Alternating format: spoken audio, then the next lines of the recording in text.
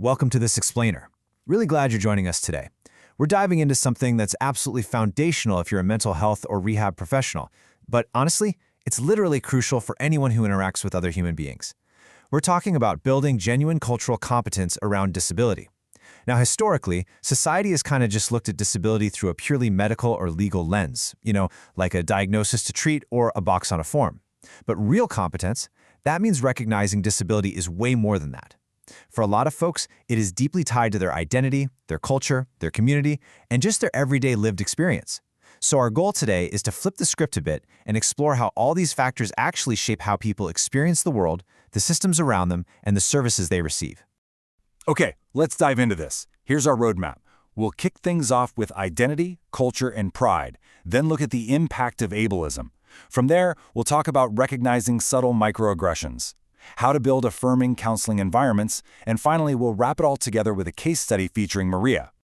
Section 1. Identity, Culture, and Pride. So, disability identity.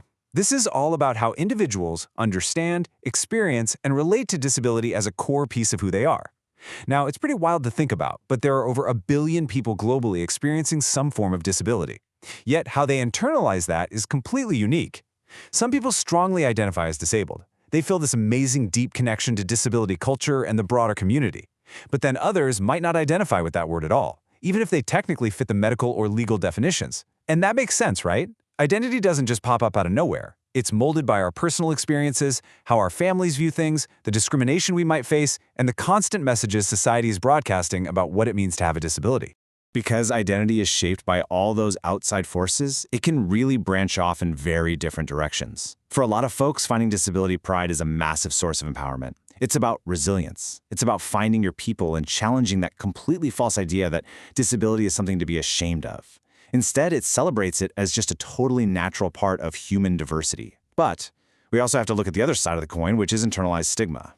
Think about it. If you grow up somewhere where disability is treated like a secret, or it's heavily stigmatized, you're inevitably going to absorb some of those toxic beliefs. People can start feeling ashamed, or like they're somehow less than. They end up internalizing the very discrimination they're facing. Which brings us to Section 2, the impact of ableism. To really figure out where that internalized stigma comes from, we have to look at the friction that causes it. And that friction? It's called ableism. Ableism is discrimination, prejudice, or negative attitudes aimed at people with disabilities. But if you strip it all the way down, at its core, it's this deeply ingrained assumption that non-disabled people are just inherently more normal, more capable, or more valuable. It creates this completely fabricated hierarchy of human value.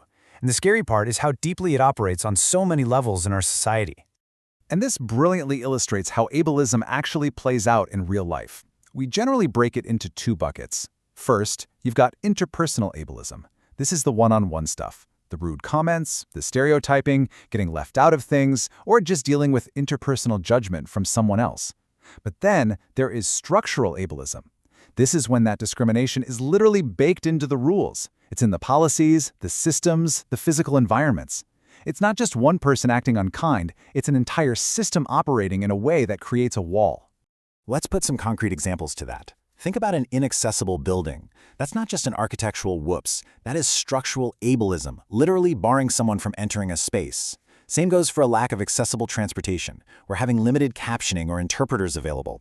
It's workplace discrimination during hiring. It's healthcare systems that make it impossibly hard to get basic care, or schools that just fail to provide the right accommodations. We have to stop looking at these things as just minor inconveniences. They are systemic barriers that actively push people to the margins every single day. All right, moving to Section 3, recognizing subtle microaggressions. The tricky thing about ableism is that it isn't always a locked door or someone yelling an insult. A lot of the time, it flies completely under the radar. And that brings us to microaggressions. These are those subtle, indirect, and honestly, sometimes totally unintentional comments or actions that just ooze negative assumptions. Now, with disability-related microaggressions, the person saying the comment might genuinely 100% believe they are being sweet or helpful. But if you're on the receiving end, it is completely exhausting. One comment might feel tiny, but experiencing it day after day is incredibly invalidating. Let's look at a few of the really common ones. Like this one. Can I pray for you? Now, on the surface, the person saying this is probably intending it as a huge kindness. But take a second and think about the underlying assumption there. It usually communicates pity. It suggests that the person's disability is this awful tragedy, right? Like it's something broken that desperately needs fixing or a divine cure, rather than just accepting it as a valid part of who they are. Now, what's really interesting about this next phrase is just how ridiculously common it is. You don't look disabled. People actually say this thinking they're giving a compliment. But what are they actually doing? They're communicating total disbelief. It leans heavily on this stereotypical idea of what a disability is supposed to look like, and it entirely invalidates the reality of the person standing right in front of them, which is especially tough for folks navigating invisible disabilities. And then there's "you're so inspiring." Again, usually meant to be super positive.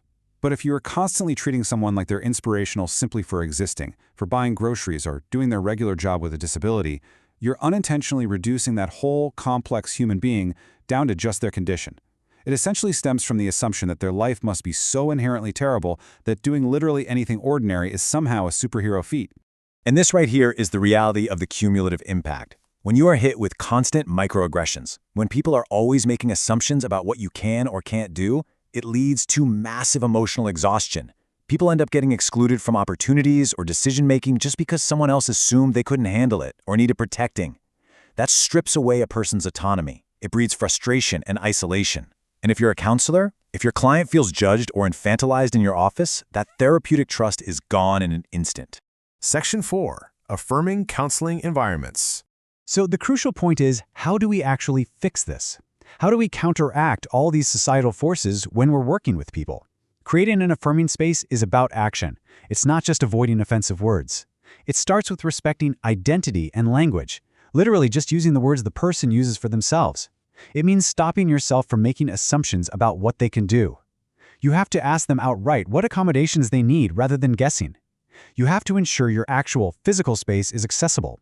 And this is big. You have to recognize the systemic barriers they face.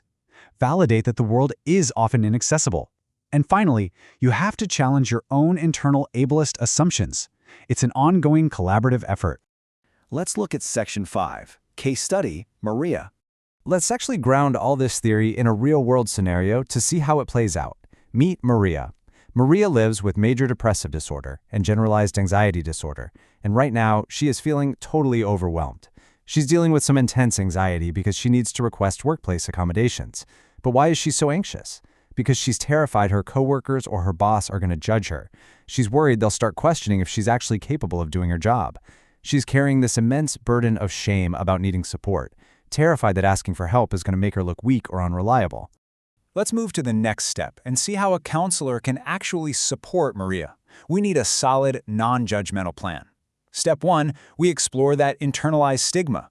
We help her realize that her shame is coming from society's ableism, not some personal flaw.